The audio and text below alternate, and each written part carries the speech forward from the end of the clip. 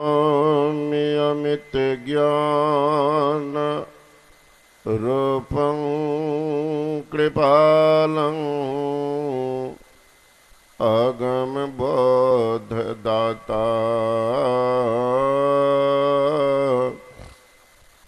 सबोधन दे विशालं क्षमाशील अतिधीर गंभीर ज्ञान धर्म के दृढ़ थेर समधीर ध्यान जगत त्राण कार्य अघारे उदारं भगत प्राण रूपं दयागुण अपारं नमो सद्गुरुं ज्ञानदाता स्वस्वामी नमामि नमामि नमामि नमामि।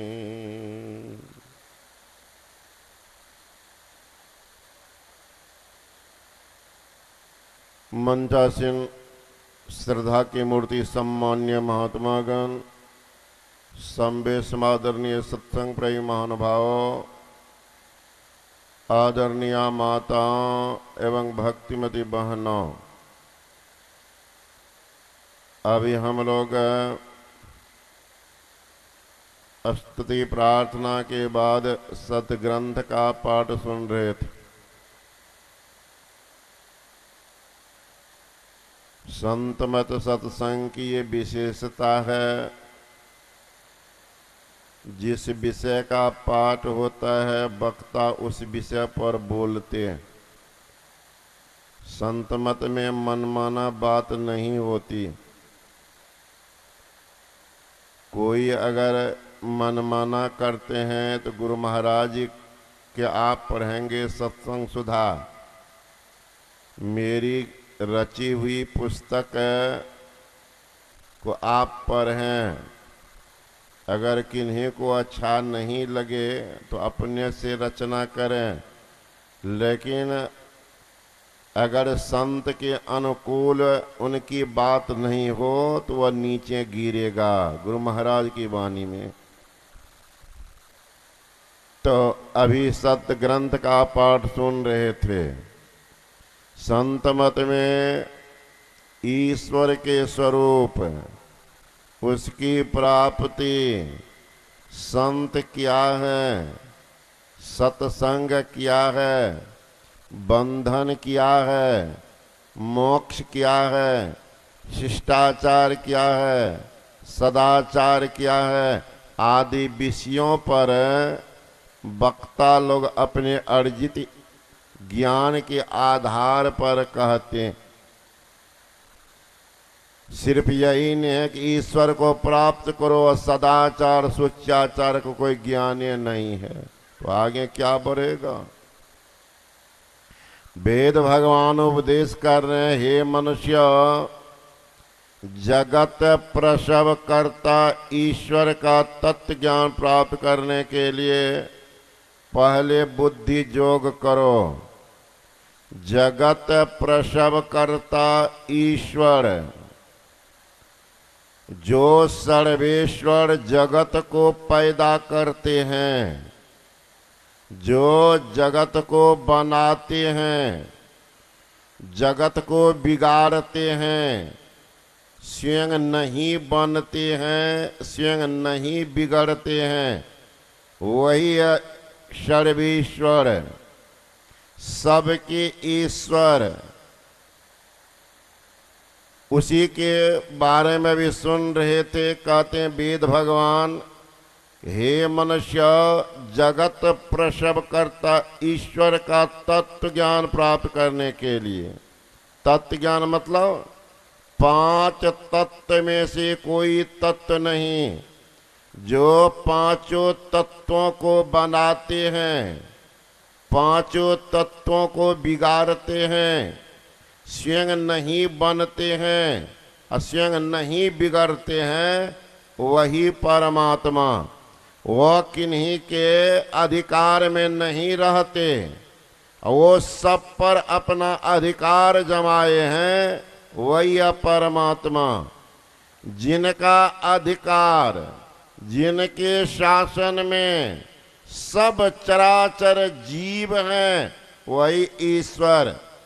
जिनका शासन मिट्टी पर, जिनका शासन जल पर, जिनका शासन वायु पर, जिनका शासन आकाश पर, जिनका शासन तारेगण नक्षत्र पर, जिनका शासन चंद्रमा पर, जिनका शासन सूर्य पर, यहाँ तक जिनका शासन 33 करोड़ देवता से ब्रह्मा विष्णु महेश पर, वो शासन करता परमात्मा।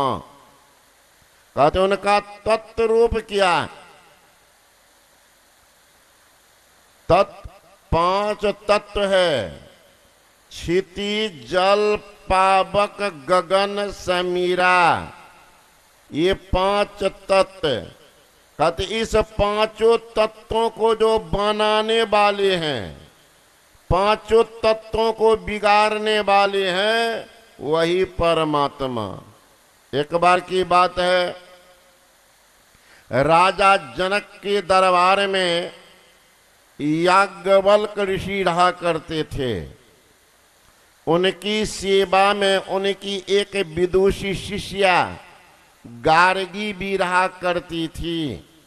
एक दिन गार्गी जाकर के पूछती है अपने परम आराध्य से कि गुरुदेव, मेरे मन में बहुत दिन से एक भावना मानो बार बार उठ रही है, वो तरंग ले रही है, लेकिन डर है गुरुदेव कहीं आप रुष्ट तो नहीं हो जाएंगे, इसी भय से पूछ नहीं पाती थी। आज वह तरंग इतनी प्रबल हो गई है, मुझे पूछने के लिए विवश कर दिया है, इसलिए मैं कुछ पूछना चाहती हूं। याज्ञवल्क्य ने कहा कि तुम तो विदुषी हो, अध्यात्म परक जिज्ञासा तो होनी ही चाहिए। शंका का समाधान होने से अपना तो लाभ होता ही है, औरों का परम कल्याण भी होता है, इसमें डरने की कोई बात नहीं, निसंकोच होकर के पूछो।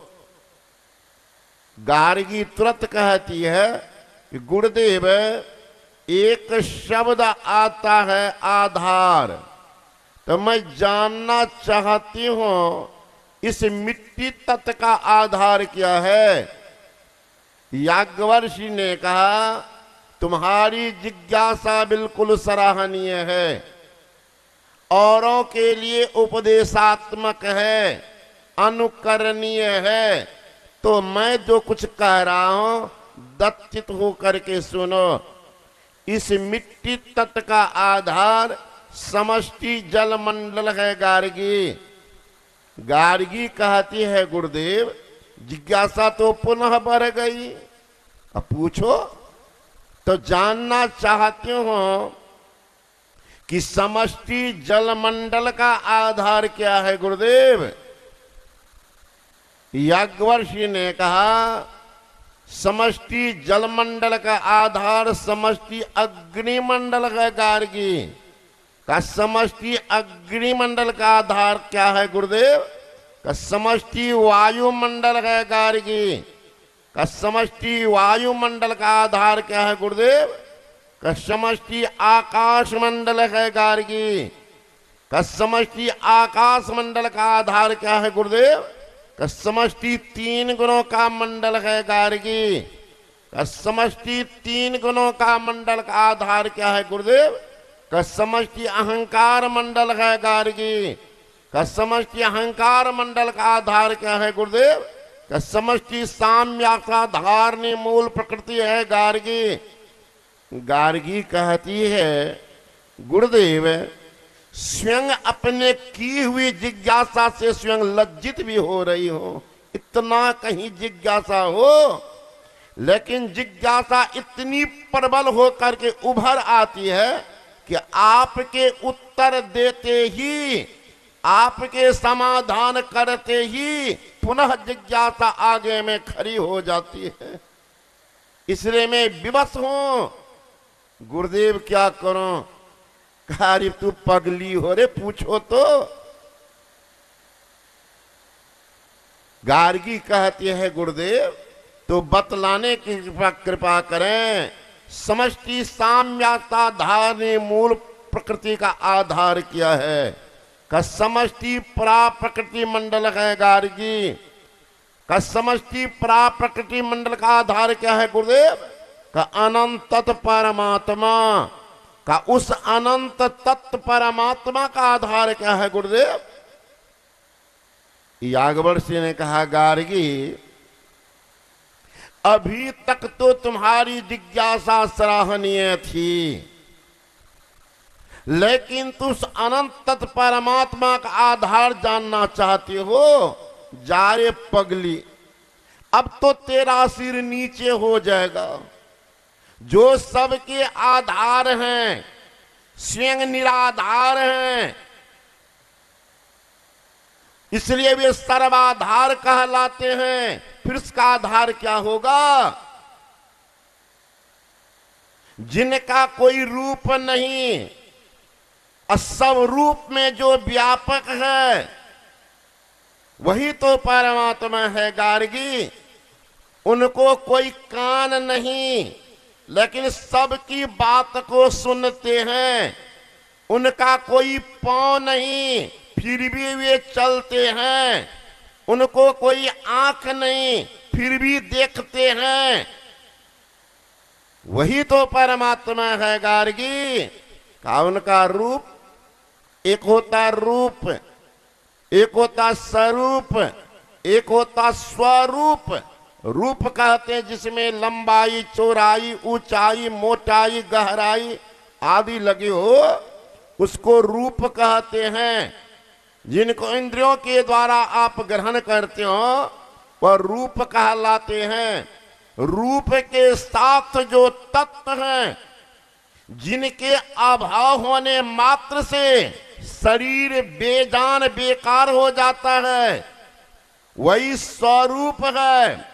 और सब रूप में रह करके सबसे जो भिन्न है वही स्वरूप कहलाते हैं, परमात्मा का निज रूप है।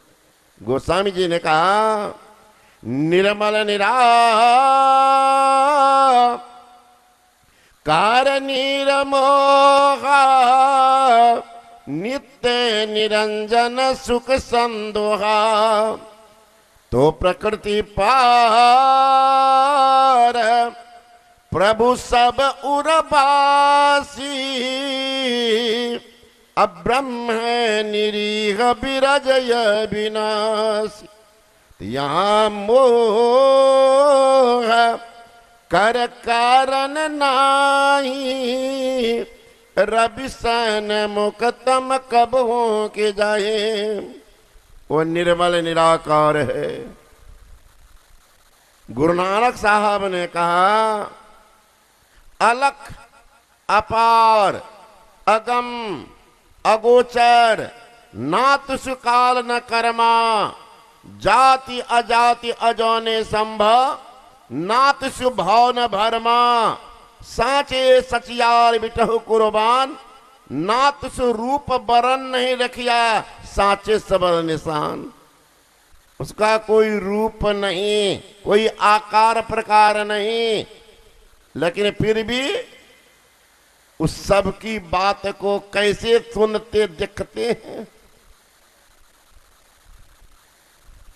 संत कबीर ने कहा श्रुप अखंडित व्यापी चैतन्य चैतन्य, ऊंचे नीचे आगे पीछे दाहिन बाएं अनन्य, बराते बड़ा, छोटते छोटा, में ही ते सब लेखा, सबके मध्य निरंतर साई, दृष्टि दृष्टि सो देखा, चाम चश्म सो नजर न आवे, खोजो रूह के नैना, चून चगून वजूद न मानो, ते स्वभाव नमूना ऐना, जैसे ऐना सब दर्शावे, जो कोई रूप बनावे, जाई रूह अल्लाह के भीतर, तई भीतर की ठाई, रूप अरूप हमारी आस है, हम दोनों के साई। ओ परमात्मा, जो बड़ा से बड़ा, छोट से छोटा, तो वही है परमात्मा। मीराबाई से किसी ने पूछा, अरे मीरा, दूर दूर लोग जाते हैं परमात्मा की पूजा करने, तुम कभी नहीं जाती, घर में बैठी रहती हो। मीराबाई हंसती हुई कहती है, जाके पिया परदेश बसत है, वो लिख लिख भेजे पाती। उस समय मोबाइल नहीं था, मोबाइल फेंके, अरे पति पर बाहर में है, बेटा बाहर में है, तब न चिट्ठी पत्री लोग लिखते थे। जिनके पति बेटा पोता सब घरे में, चिट्ठी किनको लिखेगी। वही मीराबाई कहती है, जाके पिया परदेश बसत है, लिख लिख भेजे पाती, मोर पिया मुझ माही बिराजे, न कहीं आती न जाती, है न। तो जो पास में है, साथ में है, का तो पुकार सुनते होंगे, का तो पुकार करती हूं, अपने से मना लेती हूं, वो सुन भी लेते हैं। दूर वाले कैसे सुनेंगे, नजदीक वाले तो सुन लेते हैं। एक बार की बात है, एक लड़का शादी करके लौटा था, अपने पत्नी के साथ आया स्टेशन पर, संजोग से उतरने जो लगा तो रात्रि होने चली। लड़की अभी पहली बार आ रही है, पति से पूछती है कि आपका घर कितना दूर है, का 4-5 किलोमीटर। लड़की कहती है कि रात के समय इतनी दूरी नहीं चलना चाहिए, कहीं ठहर जाइए धर्मशाला में, क्योंकि आपके पास भी कुछ पैसा है, रुपया पैसा, मेरे पास भी जेवर, जान जोखिम में नहीं डालना चाहिए। लड़का कहता ठीक कहती। हाँ, इन दोनों के पीछे बहुत देर से 3-4 गुंडा पीछा कर रहा था, लेकिन ट्रेन में मौका नहीं लगा कि सामान छीने। स्टेशन लोग बात करने लगा तो बगल में वो खड़ा है लड़का, सुन रहा। कोई लोग इधर जाने वाले, उस 3 में से एक आगे बढ़ गया, पूछा भाई साहब आप लोग कहाँ जाएंगे, का अमुक जगह, का हम लोगों को उससे आगे जाना, हम लोग पंजाब से लौटे हैं कमा करके। सोच रहे थे कि रात्रि के समय चलें कि नहीं चलें, इसी उधेर बुंद में हम तीनों थे। जब आपको बात करते देखा तो साहस हुई कि उधरे ये लोग भी जाएंगे। तो हम लोग 3 आदमी हैं और 2 आदमी आप हैं, 5 आदमी, चलने में कोई दिक्कत नहीं, चलिए। लड़का कहता ठीक है चलिए। लड़की बचपन से ध्यान भजन करने वाली थी, माँ बाप के संग में बराबर सत्संग में जाया करते थे। परिणाम सत्संग का रंग भी उन पर चढ़ा था।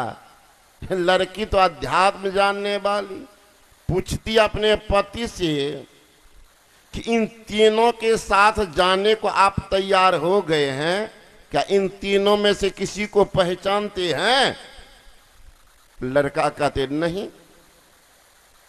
तो लड़की कहती जब नहीं पहचानते हैं तो अनजान के साथ में रात में नहीं चलना चाहिए, दिन रहता तो कोई बात अलग थी। उसमें से एक लड़का कहते हैं, क्या कहती हो, क्या रात में कोई और देखने वाला नहीं है? इतना जो कहा तो लड़की तो धार्मिक प्रकृति की थी, विश्वास हो गया कि लड़का भी धर्मात्मा है, तब न कह रहा है कि कोई और देखने वाला नहीं, इस पर इसको पक्का विश्वास है। लड़की कहती नहीं नहीं ठीक है कोई देखने वाला, चलिए। अब तीनों पांचों चल दिए।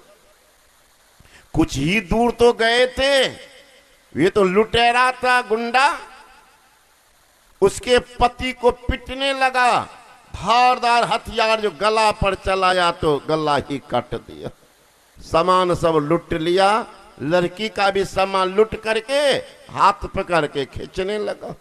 लड़की तो बेजान विरह विकल हो करके रोने लगी, चिल्लाने लगी, और उलट उलट करके पीछे देखने लगी। लड़का सब आगे खींच रहा। वो गुंडा कहता है, लुटेरा कि पगली किसको देख रही, वो जिंदा है? लड़की तो विकल थी, बिहवल, रोती बिलखती कहती है, वो तो मैं भी देखी कि तुम उनका गला काट दिया, वो तो मर गया, मैं उसको नहीं देख रही हूं, तो बार बार पीछे क्या देख रही हो? स्टेशन पर तुम कहा था ना कि क्या और देखने वाला नहीं है, उसी को देख रही हूं कि मेरे साथ इतना अन्याय हो गया, मेरा जीवन अब नरक बत हो जाएगा। वो इतना अन्याय को देखने वाला अब तक कहां है कि नहीं देख रहा है, उसी को देख रहे हैं। इतना कहना था। लड़की की विह्वलता विकलता मानो सिमट करके परमात्मा के दरबार तक पहुंच गया। तुरंत परमात्मा की विभूति उतर आई वहां पर, और तीनों गुंडा को मार करके खत्म कर दिया, और उस लड़का के जाके गला जोड़ दिया, लड़का जीवित हो गया। तो सुनते हैं, अगर हृदय की पुकार हो, मन मुख हृदय की अगर एकता हो जाए, उस समय अगर पुकार करेंगे तो आपकी पुकार को परमात्मा निश्चित निश्चित निश्चित सुन लेंगे। हाथ में सिमरनी हो, पेट में कतरनी हो, प्रार्थना करते करते आप मर जाएंगे, आपके प्रार्थना को परमात्मा नहीं सुनेंगे। हाथ सिमरनी, पेट कतरनी, पढ़े भागवत गीता, हृदय शुद्ध किया नहीं बोरे, कहत सुनत दिन बीता, जग में नाम भजा सो जीता। तो उस सर्वव्यापक परमात्मा आपके पास में, आपके साथ में है, तो अपने साथ ही चलेंगे। गुरु महाराज जी, महर्षि में ही परम जी महाराज कहते हैं, निज तन में खोज सज्जन, बाहर न खोजना, अपने ही घट में हरि है, अपने में खोजना। तो कैसे खोजेंगे, इसके संबंध में आगे सुनेंगे, चूंकि आज विलंब से सत्संग प्रारंभ रहा न, और महापुरुष सुनेंगे। श्री सदगुरु महाराज की।